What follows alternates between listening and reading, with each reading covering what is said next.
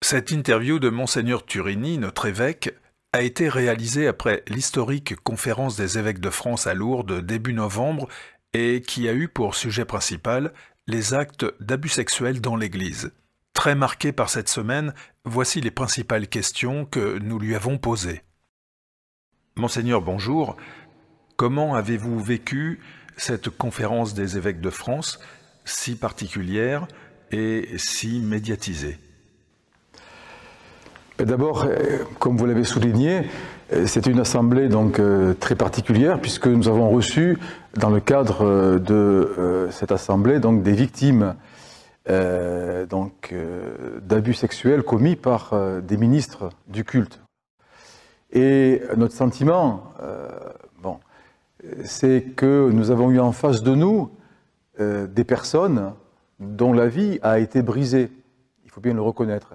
Pour ne pas dire ravagée pour certaines, et que ces personnes ont pu nous exprimer finalement tout ce qu'elles portaient au fond d'elles-mêmes comme souffrance, parce qu'il leur a fallu un certain temps avant de reconnaître vraiment ce qui leur est arrivé, avant qu'elles puissent elles-mêmes objectiver, dire concrètement ce qui s'était passé parfois donc dans leur enfance, et avec également un peu un sentiment de, j'allais dire, de honte presque d'avoir été abusé, ne sachant pas comment le dire, avec la peur de ne pas être cru.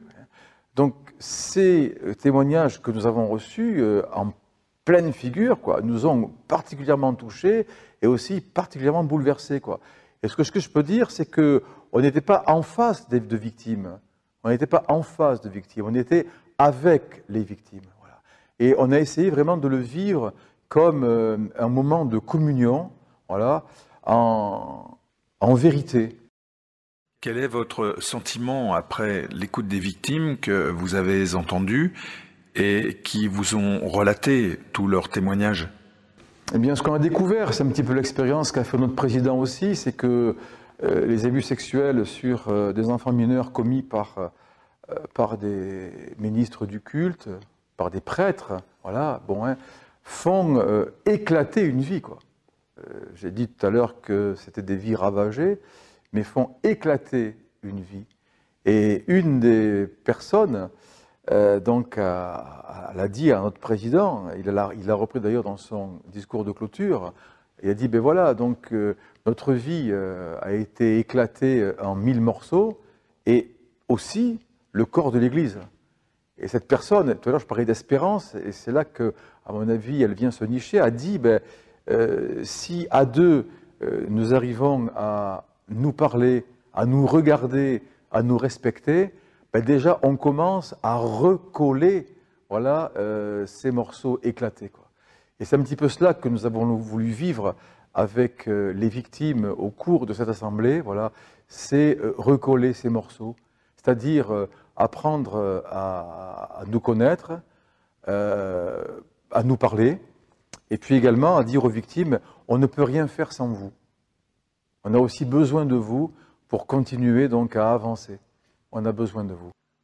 Alors on a entendu certaines victimes penser être peut-être des cautions morales pour l'Église de France.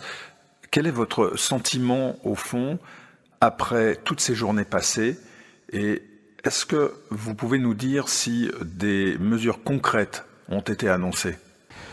Il y a une question qu'on se pose, et je pense pas uniquement que les évêques, mais aussi les fidèles, et même des personnes qui ne sont pas forcément à l'intérieur de l'Église. Comment en est-on arrivé là ? Voilà. Et donc, on a voulu qu'une commission indépendante, avec des historiens, avec des magistrats, avec des théologiens, avec aussi, je l'espère, des victimes, puisse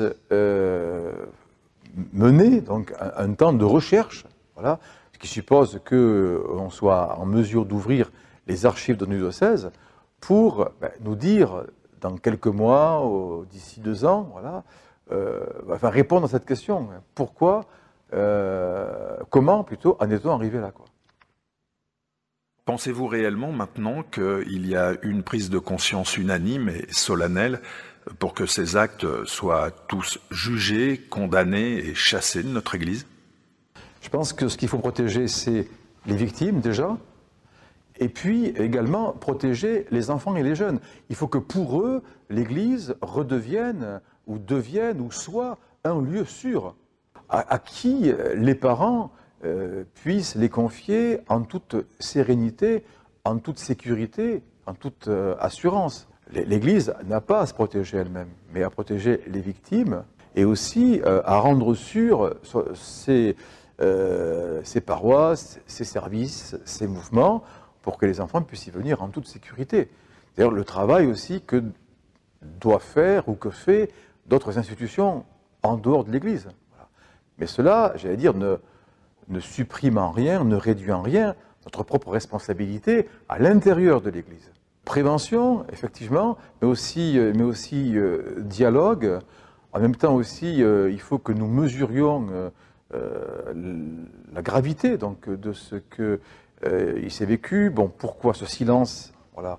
Et je pense que le fait que des victimes et que la presse ait commencé donc, à en parler, ben, nous amène aujourd'hui effectivement donc, à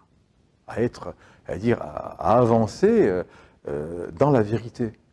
Dans la vérité.